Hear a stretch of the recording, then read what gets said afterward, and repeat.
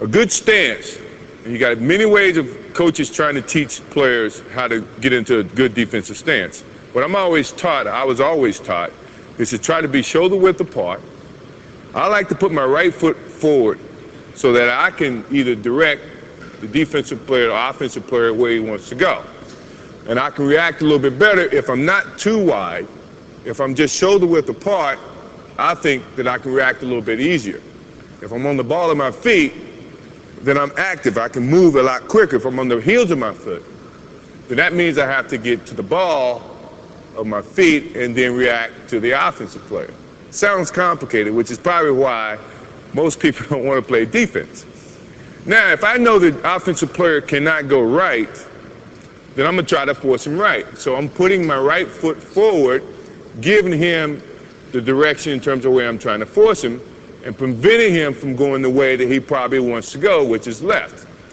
Now, if my offensive player wants to go left, then I am going to try to force him totally opposite of where he wants to go.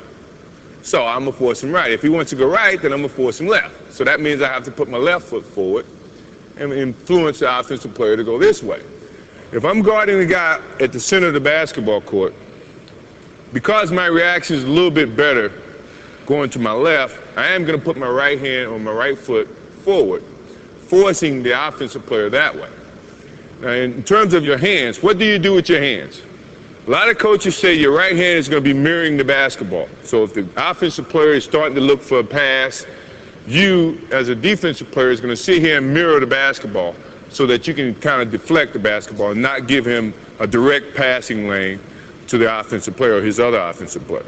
Your left hand, if you're taking a right foot stance where your right foot is ahead of the left and you're trying to influence him to go to his right, your left, it's going to be sitting here charming at the basketball, trying to flick the basketball. Not this way, because that's how you get fouls.